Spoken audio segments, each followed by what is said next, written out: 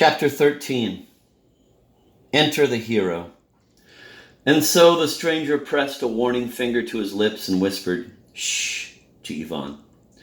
Ivan lowered his feet over the side of the bed and stared, peering cautiously into the room. From the balcony was a clean-shaven, dark-haired man of about 38. He had anxious eyes, a sharp nose, and a shock of hair hanging over his forehead. After making certain that Ivan was alone, the mysterious visitor listened intently, then mustered his courage and entered the room. Ivan noticed that he was wearing hospital clothes, underwear, slippers on bare feet, and a dark brown robe thrown over his shoulders. The newcomer winked at Ivan, stuck a bunch of keys in his pocket, and asked in a whisper, "May I sit down?" When he received a nod of assent, he settled into the armchair.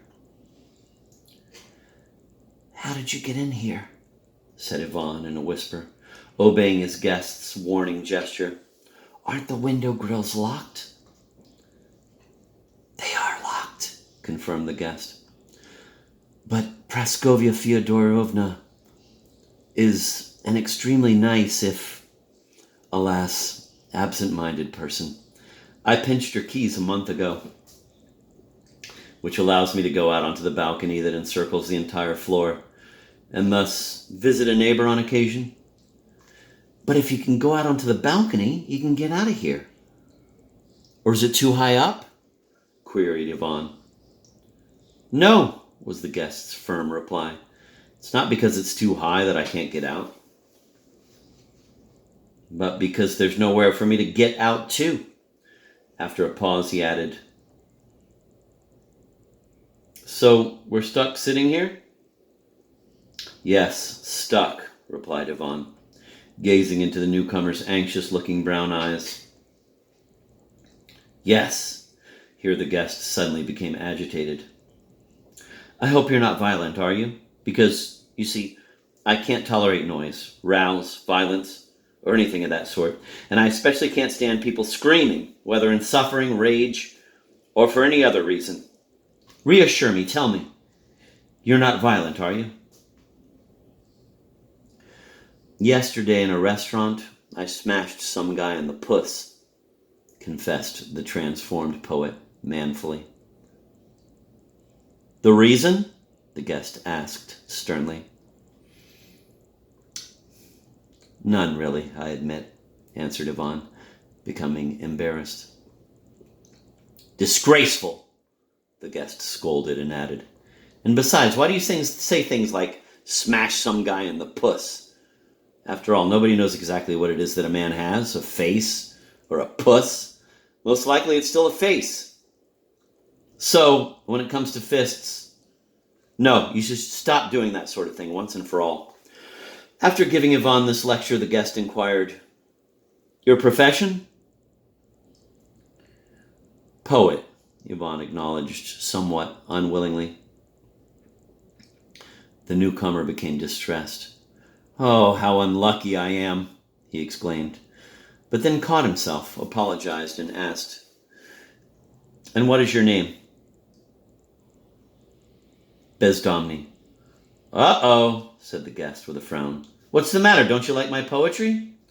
asked Ivan with curiosity. "Emphatically not." "And what have you read?" "I haven't read any of your poetry," retorted the visitor irritably. "Then how can you tell?" "Well," replied the guest, "it's not as if I haven't read other things like it, now is it? But maybe by some miracle yours is different? All right, I'm ready to take it on faith. Tell me yourself. Are your poems any good?" "Horrible!" Ivan blurted out, boldly and frankly. "Don't write any more," the newcomer implored. "I promise you, I swear I won't," was Ivan's solemn reply. They sealed the vow with a handshake, and then the sounds of soft footsteps and voices were heard from the corridor.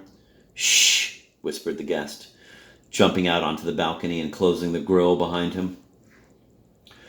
Praskovia Fyodorovna looked in and asked how Ivan was feeling and whether he wanted to sleep in the dark or with a light. Ivan asked her to leave the light on, and Praskovia Fyodorovna exited after wishing the patient good night. And when everything had quieted down, the guest came back again. He told Ivan in a whisper that a new patient had just been brought into room 119, a fat fellow with a purple face who kept muttering something about foreign currency in the ventilator shaft, and who swore that evil powers had settled into his building on Sadovaya Street. He's cursing out Pushkin for all he's worth and shouting, "Kurlisov, encore, encore," said the guest, twitching anxiously. When he calmed down, he took a seat and said, "But never mind about him," and continued his conversation with Ivan. "So how did you end up here?" "Because of Pontius Pilate," Ivan replied, looking sullenly down at the floor. "What?" shouted the guest, abandoning caution and then clamping his hand over his mouth. "A striking coincidence. I beg you. Tell me all about it." Feeling for some reason that he could trust the stranger, Ivan began telling him about yesterday's happenings at Patriarch's Ponds, starting out haltingly and timidly, but then growing bolder as he went along. And indeed, Ivan Nikolaevich found a sympathetic listener in this mysterious key thief. The guest did not treat Ivan as if he were a madman, showed the greatest interest in what he was saying, and became ecstatic as the story progressed. He kept interrupting Ivan with exclamations. Well, go on, I beg you. Only in the name of all that's holy, don't leave anything out." Ivan left nothing out, for he himself found it easier to tell the story that way, and gradually he got to the point where Pontius Pilate came out on the balcony in his white cloak with a blood-red lining. The guest then folded his hands as if in prayer and whispered, "Oh, I guessed it right. I guessed everything right.